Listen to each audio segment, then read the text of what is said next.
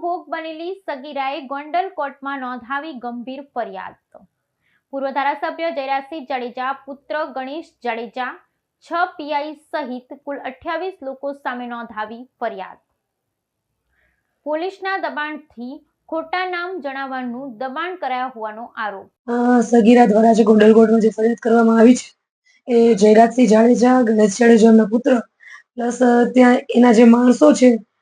દીકપાલસિંહ છે, હેમભા છે, જેકીભાઈ છે ઉર્ફે જયકિશન છે, એમના વિરુદ્ધ છે અને સાથે અન્ય પોલીસ અધિકારીઓ છે એ બધા વિરુદ્ધ ફરિયાદ કરવામાં આવી છે અને એમને જે સગીરાને સતત કબૂલાત માટે દબાણ કરવામાં આવતું હતું અને જો નિરુદ્ધસિંહ રીબડા, રાજદીપસિંહ રીબડા વગેરેના નામ ખોલાવવા માટે જે દબાણ કરવામાં આવતું હતું એ બાબતની ફરિયાદ કરેલી છે। ખાસ કરીને જે એક વિડીયો પણ સામે આવ્યો છે સગીરાના સામે શું કહેશો આને લઈને? એ અમને તો ખબર જ હતી આવું કંઈક નવી પ્રપંચ થશે જ એ લોકો તરફથી, એટલે અમારી પાસે એનો પ્રૂફ છે ને એનો ફોટો છે કે એ લોકો કઈ રીતે જયરાજસિંહ પોતે આ જે સગીરા છે એના ફાધરને ધમકાવવા માટે એમના ગામ સુધી પહોંચ્યા હતા એ બાબતનો ફોટો બી મેં તમને આપેલો છે। એટલે એ જે વિડીયો જોવા વાળા છે એ પણ જોઈ શકે છે કે એમના ફાધર કઈ રીતે ડરતા ડરતા આખો ખુલાસો આપી રહ્યા છે અને બહુ શોર્ટ વિડીયો છે કે જેમાં ચોખ્ખું દેખાઈ રહ્યું છે કે કોઈના કેવા પ્રમાણે વિડીયો બનાવેલો છે। એટલે જોઈએ છીએ હવે તો જે તપાસનો વિષય છે, કારણ કે જે હશે સત્ય તો બહાર આવશે જ અને જો એ લોકો સાચા હોય તો હું એમ કહું છું કે એમની જે શ્રી હોટલ છે બરાબર, ત્યાં એમને 2 દિવસ સગીરાને ગોંધી રાખી હતી, તો જયરાજસિંહ જાડેજા અને ગણેશ ગોંડલે જાતે જઈ અને શ્રી હોટલના જે સીસીટીવી કેમેરા છે એ પોલીસને અપાવી દેવા જોઈએ જેથી દૂધનું દૂધ ને પાણીનું પાણી થઈ જાય। શું ફરિયાદમાં મુખ્ય કઈ કઈ વાતનો ઉલ્લેખ કરવામાં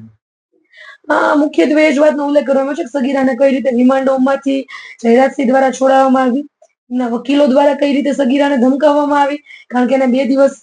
બરોડા જે રિમાન્ડ હોમમાંથી છૂટી પછી સીધી જયરાજસિંહના માણસો દ્વારા આ સગીરાને ગોંડલની શ્રી હોટલ ખાતે લઈ આવવામાં આવી હતી અને કદાચ જે ગોંડલના રાજકારણથી પરિચિત હોય એને ખ્યાલ જ છે કે હોટલ કોની છે, બાબુભાઈ ટોળિયા કરીને જે છે એમના ઓનર છે અને એની આપણે લોકોએ વિડીયોઝ ને ફોટોઝ જયરાજસિંહ સાથે જોયેલા જ છે, તો એના ઉપરથી સ્પષ્ટ દેખાઈ આવે છે કે આ કઈ રીતનું આખું કાવતરું કરવામાં આવ્યું છે। આમાં આગળ શું શું કાર્યવાહી થઈ શકે ને શું માંગ કરવામાં આવે છે તપાસને લઈને આપના તરફથી?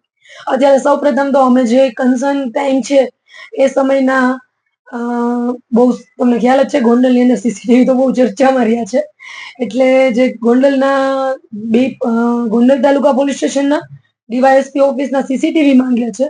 શ્રી હોટલના સીસીટીવી માંગ્યા છે અને પ્લસમાં આગળ અમારી માંગ આમાં પણ એમ જ છે કે આ જે આખી ઘટના છે એની પણ તપાસ